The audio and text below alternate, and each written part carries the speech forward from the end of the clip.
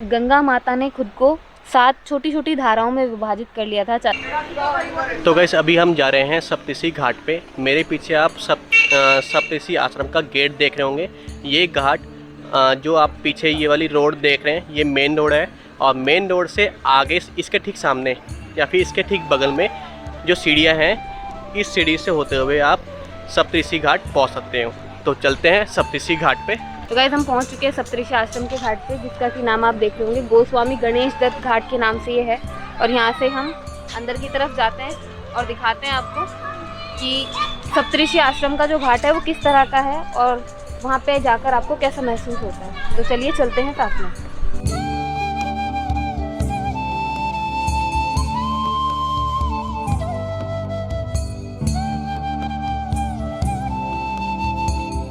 तो यहाँ पर राइट साइड में हमें पांडवों की मूर्तियाँ देखने के लिए मिल रही हैं। इसको अगर हम आपको सामने से दिखाएं तो यहाँ पे लिखा हुआ है पांडव स्वर्ग की ओर जाते हुए।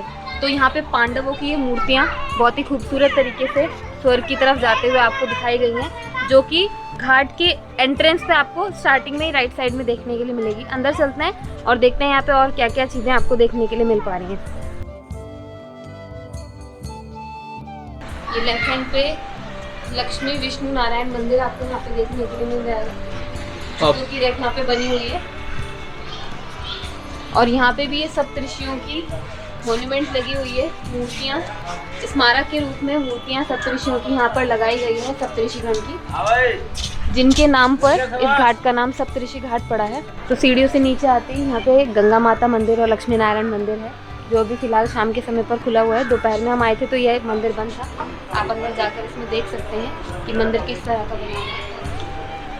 मंदिर के ठीक नीचे से आप देखना शुरू करें तो गंगा घाट का बहुत ही सुंदर व्यू आपको देखने के लिए मिल जाता है। एक्चुअल में यही वो लोकेशन है जहाँ पर आकर गंगा 7 धाराओं में विभाजित हो जाती है और उनमें से एक धारा ये आपको सामने की तरफ देखने के लिए मिल रही है।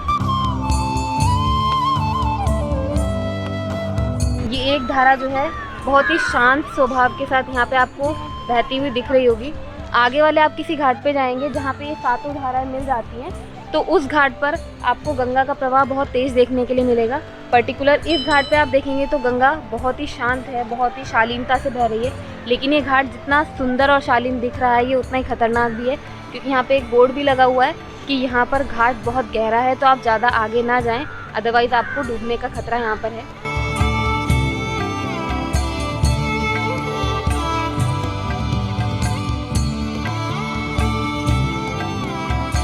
तो गई इस घाट से ऊपर आने के बाद यहाँ पर पीछे पंचमुखी हनुमान जी का मंदिर भी है। तो गई इस पंचमुखी हनुमान जी के बैक साइड पे अगर आप देखेंगे तो बहुत सारे स्मारक हमें नज़र आ रहे हैं। तो चलते हैं अंदर, देखते हैं कि इन स्मारक का महत्व क्या है। सबसे पहला स्मारक ये बना हुआ है, यहाँ पे ऊपर लिखा हुआ भी है, धृतराष्ट्र जी, माता कुंती और गांधारी जी को मोक्ष के विषय में बताते हुए। मतलब जो इंसान अपना शरीर छोड़ने के बाद पुनर्जन्म लेता है, लेकिन एक व्यक्ति कुछ ऐसे होते हैं जो आध्यात्म में उच्च अवस्था को प्राप्त करने के बाद अपना शरीर हमेशा के लिए छोड़ देते हैं और पुनः इस बंधन वाले जीवन में लौट कर नहीं आते हैं। तो जो इंसान इस चीज़ को समझ पाता है, मोक्ष को समझ पाता है, मोक्ष के उसी ज्ञान को समझाने के जो एक स्मारक सामने दिखाई हुई है, जब धृतराष्ट्र जी ने गांधारी और माता कुंती को मोक्ष का ज्ञान दिया था, वही स्मारक आपके सामने दर्शाया गया है।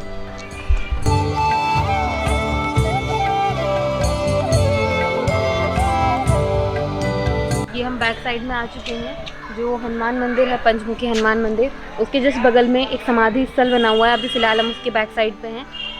समाधि स्थल के साथ ही एक मॉन्यूमेंट और बना हुआ है, जहाँ पर रथ जैसा आपको एक देखने के लिए मिलेगा। और यहाँ पर एक इंडिकेशन लिखा हुआ है कि अगर आप यहाँ पर देखने के लिए आ रहे हैं तो कृपा करके रथ पर ना चढ़ें, क्योंकि जो इस तरह की चीज़ें हैं, जो कुछ चीज़ों को प्रदर्शित करने के लिए बनाई जाती हैं, उन चीज़ों को बहुत लोग जो हैं वो ख़राब कर देते हैं। तो इसलिए यहाँ पे कुछ इंडिकेशंस लिखे हुए हैं, उनका आप ध्यान रखें। ये रथ और रथ के साथ भागीरथ जी की मूर्ति दिखाई गई है, जो उस समय की दर्शाई हुई है जब गंगा माता का प्रवाह रुक गया था। तो उनके प्रवाह को वापस धरती पर लाने के लिए भागीरथ जी गंगा माता की स्तुति करते हुए यहाँ पर सामने दिखाए गए हैं। इसी के बगल से अगर हम आपको दिखाएं तो वाला एरिया हम दिखा सकते हैं जो भी हमने बाहर से आपको दिखाया था, जहाँ पर पांचों पांडव और द्रौपदी स्वर्ग के रास्ते पर जाते हुए दिखाए गए हैं कुछ इस तरह से। हाँ।